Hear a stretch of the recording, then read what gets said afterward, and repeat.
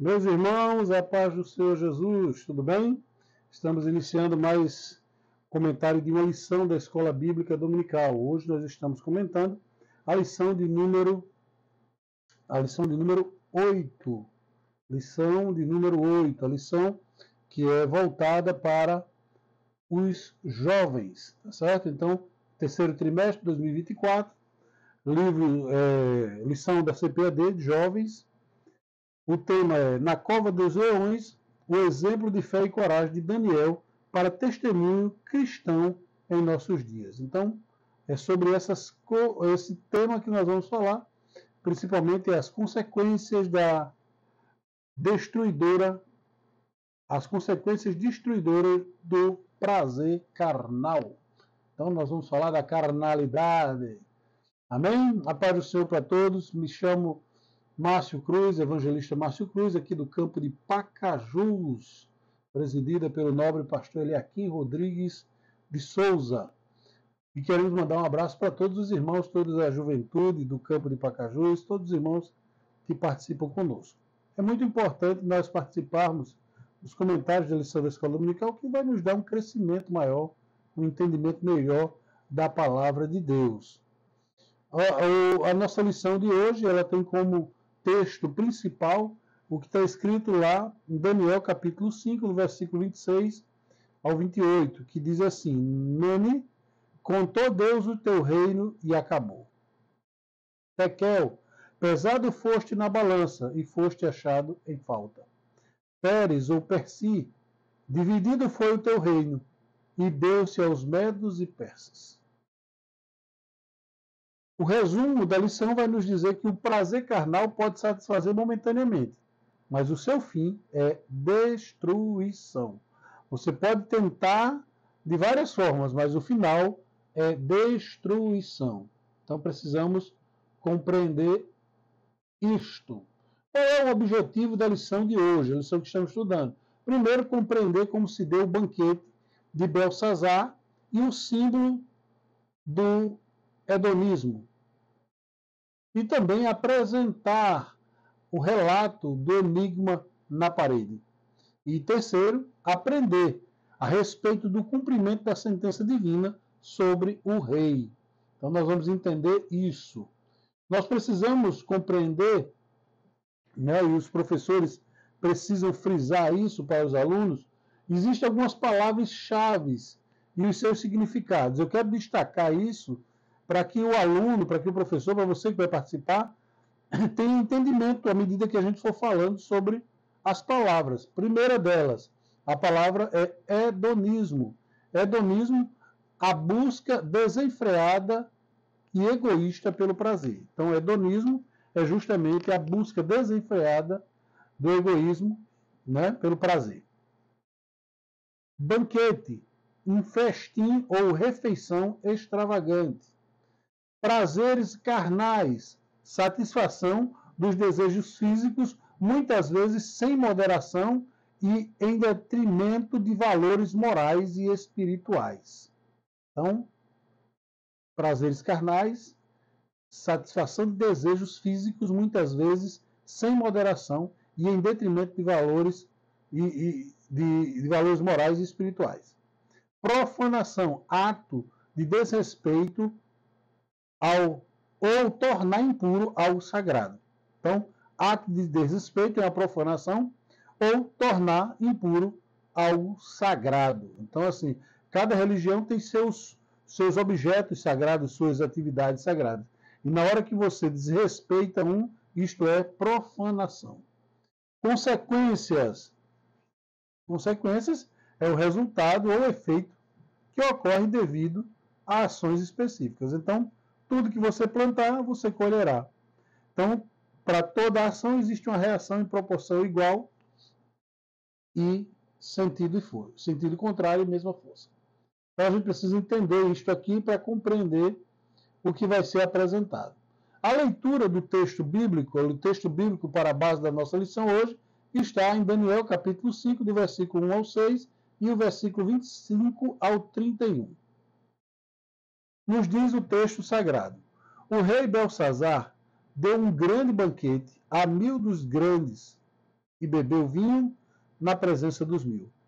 Havendo Belsazar provado o vinho, mandou trazer os vasos de ouro e de prata que Nabucodonosor, seu pai, tinha tirado do templo que estava em Jerusalém, para que bebesse neles o rei e seus grandes e suas mulheres e suas concubinas. Então trouxeram os utensílios de ouro, né, que foram tirados da casa de Deus, que estava em Jerusalém, e beberam neles o rei, os grandes, as mulheres e as concubinas.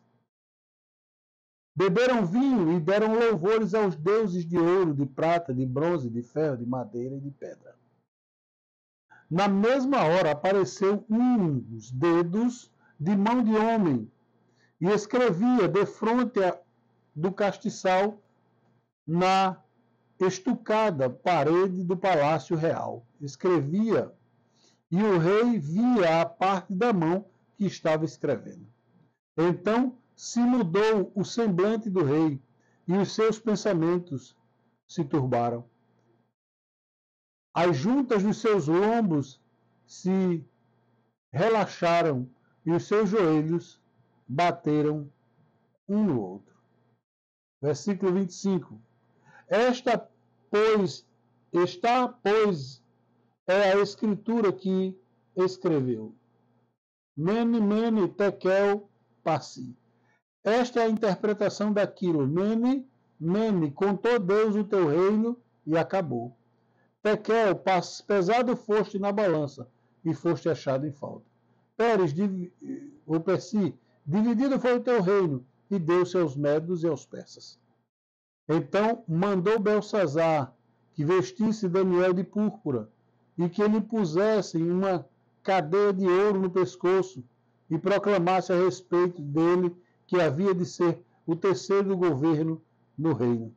Naquela mesma noite foi morto Belsazar, rei dos caldeus, e Dário, o Medo, ocupou o reino na idade de 62 anos.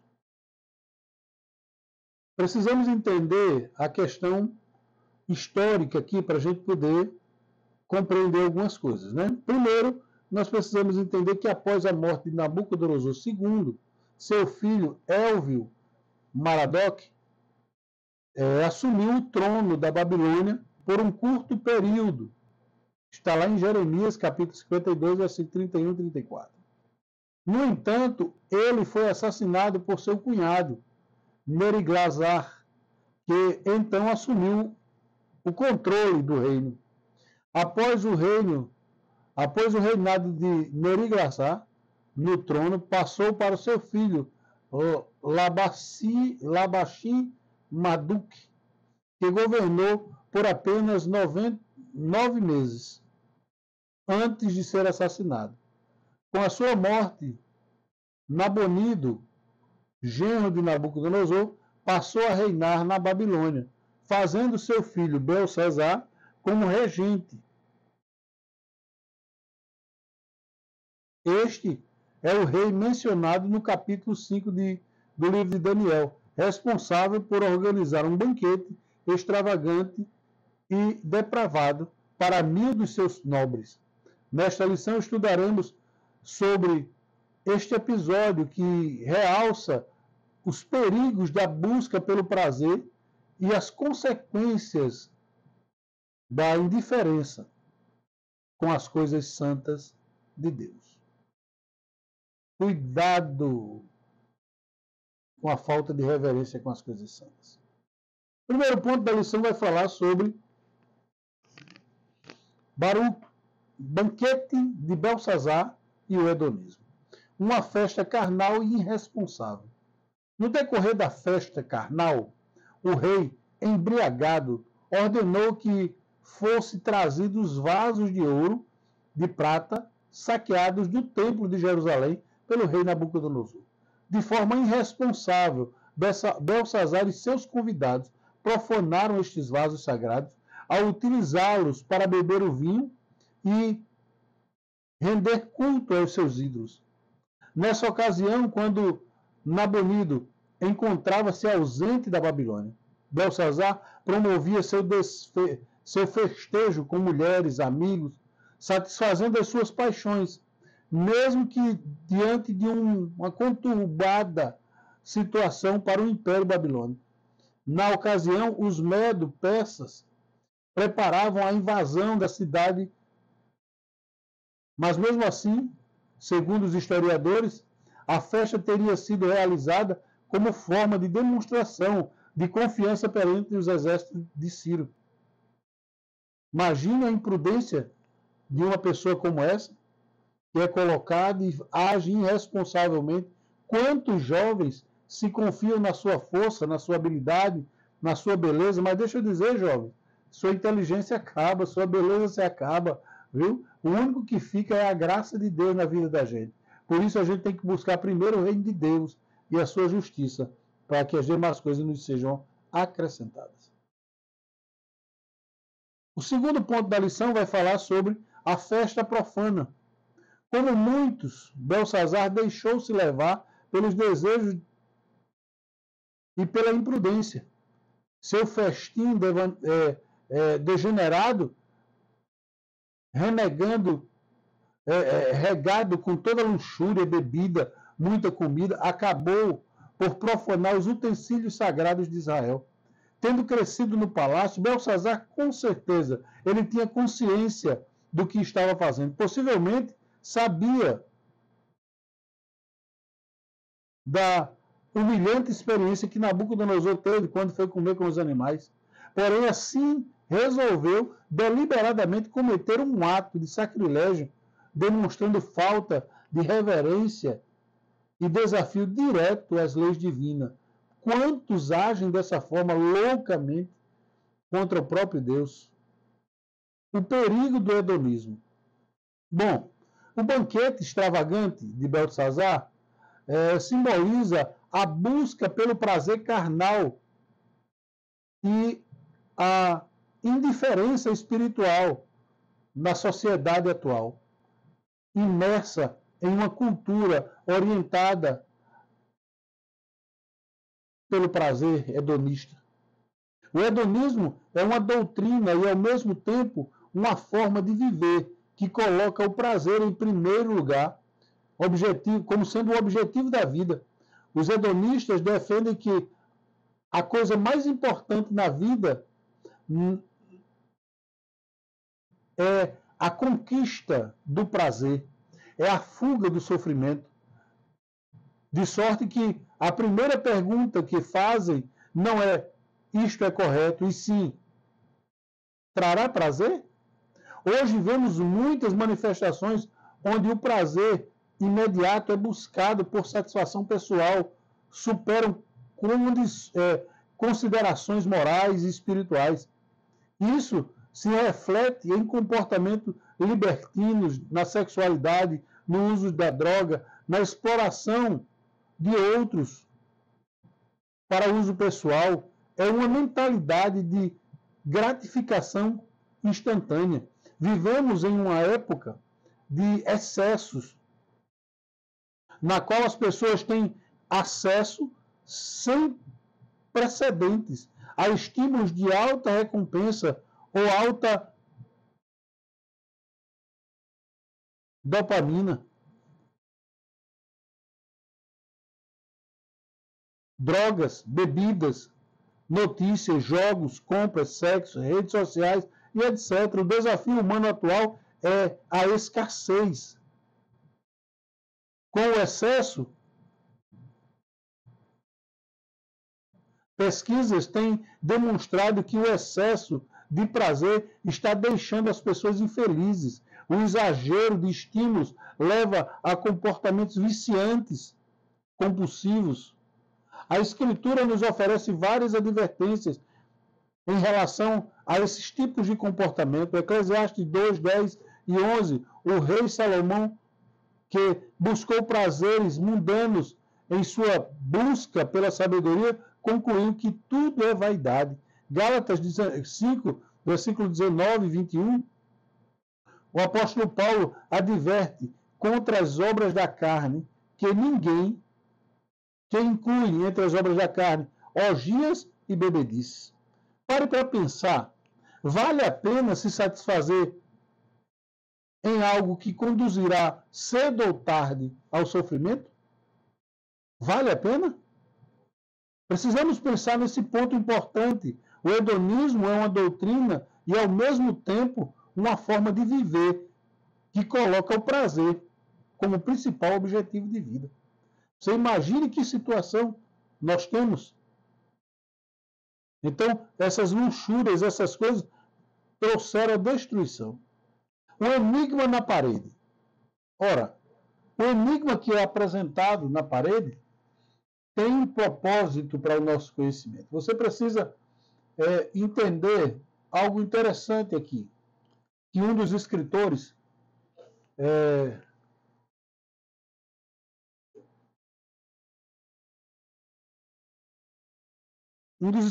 da época deixou relatado o seguinte: a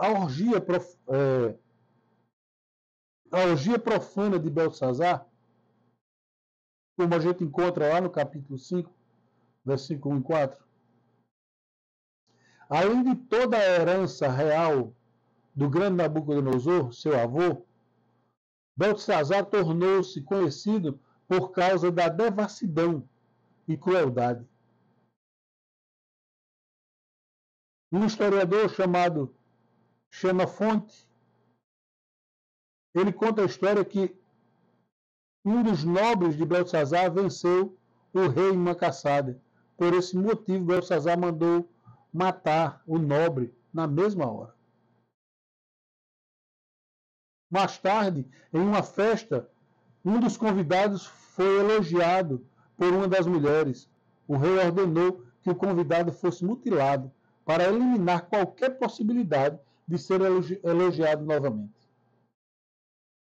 Criado em um ambiente de luxo, em que o poder e a bajulação fizeram parte da sua vida, já de tenra idade, ele tinha poucas chances de não se tornar um egoísta, insensato e um autocrata cruel. Mas agora, 14 anos, como segundo nos contam, e ele como segundo no comando do reino, Beltesazar precisava encarar grandes responsabilidades. Nabonido, seu pai, estava no campo de batalha com o exército caldeu, tentando rechaçar os ataques das forças conjuntas medo-persa em uma província após a outra, para defender o Império Babilônico, que tinha caído. Agora, o exército de Ciro cercava a capital como o último obstáculo a ser vencido. Mas não era essa a grande Babilônia, inconquistável? Seus muros podiam ser resistidos a qualquer tipo de assalto? Sua fartura em mantimentos, seu suprimento de águas inesgotável poderia sobreviver a qualquer cerco. Para demonstrar seu desdém pelas ameaças persas, Beltesazar decretou uma festa com toda a cidade, por meio de um convite especial para 1000 dos seus grandes. Ele preparou a festa no palácio, ele convidou as mulheres do harém real para acrescentar a diversão e a festa. Então, o próprio rei liderou a festa oferecendo bebidas para todos. Em um dado momento, impulsionado pelo muito vinho, Beltesazar se deixou levar por um impulso imprudente e ordenou que fossem buscados os utensílios sagrados do seu avô tinham trazido de Jerusalém para a Babilônia. 50 anos atrás, eles beberam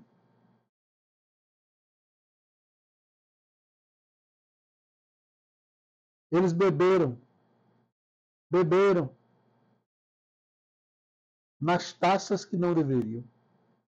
Coisa que nenhum outro tinha ousado fazer antes. Respeitava-se os deuses dos outros. Mas Beltesazar e seus companheiros de festa beberam nessas taças, deram louvores a outros deuses. Da Babilônia, Xenofante, o escritor, relata que a festa se tornou tão barulhenta que o general de Ciro, Gobrias, declarou: não deveria se surpreender se as portas do palácio estivessem abertas agora, porque parece que toda a cidade se entregou à folia. E assim foi destruída a Babilônia. O segundo ponto da nossa lição vai falar sobre o enigma na parede. As Escrituras. Devo salientar aqui que a Escritura, quando o rei e os seus convidados se alegravam com os seus prazeres, subitamente algo misterioso aconteceu. Apareceram uns dedos de mão humana que começaram a escrever na parede do palácio do rei. E a euforia deu lugar ao silêncio e o pavor tomou conta de todos. O rei ficou tão assustado que o seu rosto empalideceu, seus joelhos batiam um no outro e as suas pernas vacilaram. Ei, deixa eu te dizer, diante de Deus e das coisas de Deus não tem grande, todos são pequenos. Algumas pessoas hoje brincam com as coisas de Deus, zombam das coisas de Deus, zombam dos homens de Deus, das mulheres de Deus, e estimulam até alguns que se afastam de Deus por acharem que Deus não está vendo. Os utensílios que foram tirados de Jerusalém passaram quase 50 anos na cidade, guardados. Ninguém ousava brincar com as coisas santas, mas esse irresponsável do Belsazar resolveu fazer isso. Eu acho que por causa do passar dos anos, ele achou que era assim que funcionavam as coisas. Quantos estão na igreja e acham que as coisas é assim? Deus é santo e eu espero que nós sejamos santos em toda a nossa maneira de viver. O enigma. A Escritura era um enigma para todos, incluindo o próprio rei Belsazar. Como era comum, ele chamou os sábios da Babilônia e prometeu que aquele que conseguisse interpretar as Escritas receberia honra e seria o terceiro no comando do reino. Isso reforçou que Nabonido era o primeiro, Belsazar o segundo. Porém, apesar dos esforços, nenhum deles foi capaz de interpretar as Escrituras misteriosas na parede. Isso deixou o rei ainda mais angustiado e aterrorizado, pois ele sabia que esse evento incomum tinha um significado profundo e possivelmente uma mensagem divina. Terceiro ponto do 2. Daniel é chamado. Daniel, aquele mesmo Daniel. Esse fato aqui se passa, Daniel já está pelo menos quase 50 anos mais velho. Viu? Diante de mais esse momento de crise, a rainha se lembra de Daniel e faz referência ao seu nome ao rei. Nessa ocasião, o profeta não é mais um moço, mas um senhor de idade avançada, ainda assim temente e fiel a Deus. Em primeiro lugar, isso mostra que o testemunho de Daniel era conhecido a ponto de ser lembrado por alguém por suas qualidades. Em que ocasiões você tem sido lembrado, jovem? Me diga aí. Qual foi a última hora que lembraram de vocês? Somente em momentos de festa? Ou em momentos em que alguém precisa de uma ajuda espiritual? Em segundo lugar, mostra que Daniel havia amadurecido na presença de Deus. Uma juventude de fidelidade ao Senhor tem consequências para toda a vida. Pense nisso. Se você tem sido convidado somente para festas, ou também para momentos de oração e de ajuda, estão te convidando para quê? Pensa nisso. É importante você pensar no seguinte: uma juventude de fidelidade ao Senhor tem consequências para toda a vida. Entenda uma coisa, jovens. Deus, nesse episódio, na nossa vida, está nos treinando para nos tornar cada vez mais como Jesus, em personalidade e propósito. Deus deseja nos usar nos campos de colheitas, mediante todos os nossos esforços, para apresentar aquele que não conhece a Jesus. Ele nos quer para fazer isso, para mostrar às pessoas que ainda há solução, que ainda tem jeito. A sentença. Ora só. A conduta de Daniel. Ao ser introduzido diante do rei, é importante perceber que Daniel é chamado pelo seu nome hebreu e não pelo apelido babilônico. Afinal, os anos haviam se passado, mas o servo de Deus não havia perdido a sua identidade, inclusive para os outros.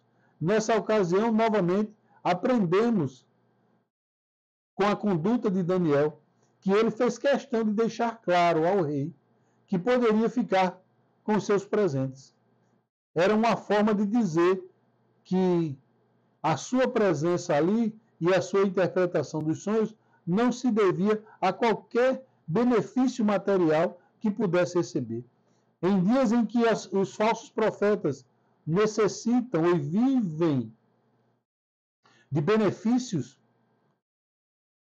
e profetizam de acordo com a conveniência daquilo o que podem lucrar, fazendo negócio da obra de Deus, a ação de Daniel é importante para nos lembrar o lembrete de como um servo de Deus deve proceder. Além disso, mesmo diante do rei, podendo ser morto, o profeta não suaviza a mensagem para não chatear. Ele exorta Belsazar sobre a sua prepotência e pelo pecado que cometeu. Era o mesmo Daniel que havia advertido Nabucodonosor. Entende aqui? A nossa conduta como cristão deve ser a mesma, independente de onde nós estejamos. Mesmo com o passar do tempo, precisamos continuar fiéis, direitos, retos e justos. O significado da escrita. Daniel fez saber o teor da escrita na parede e a sua interpretação. Mene, mene, tekel e passi. A primeira palavra estava repetida, mene, mene, e o significava contar ou contado. A palavra tekel tinha o sentido de pesado. E a última palavra, persi, significava dividido. Para interpretar a mensagem, Daniel usou os termos peres, palavra com o mesmo sentido de persi. A mensagem, portanto, era um veredito declarado. O juízo de Deus havia chegado sobre o rei e sobre o império babilônico. Eita Deus! O juízo concretizado. O juízo divino se abateu rapidamente. Naquela mesma noite a palavra se cumpriu e o rei foi morto pelos caldeus. Dário entrou e tomou a cidade da Babilônia e a festa se converteu em pranto. O prazer momentâneo deu lugar a sofrimento. Belsazar morreu sem se arrepender dos seus pecados. Os medos e os persas passariam a reinar no lugar do império da Babilônia. Deus, mais uma vez, demonstrou a sua soberania sobre os reis da terra e as consequências destruidoras do prazer carnal. Ao reconhecermos as armadilhas do hedonismo e da busca desenfreada pelo prazer, podemos escolher um caminho de equilíbrio, de autocontrole e buscar valores espirituais.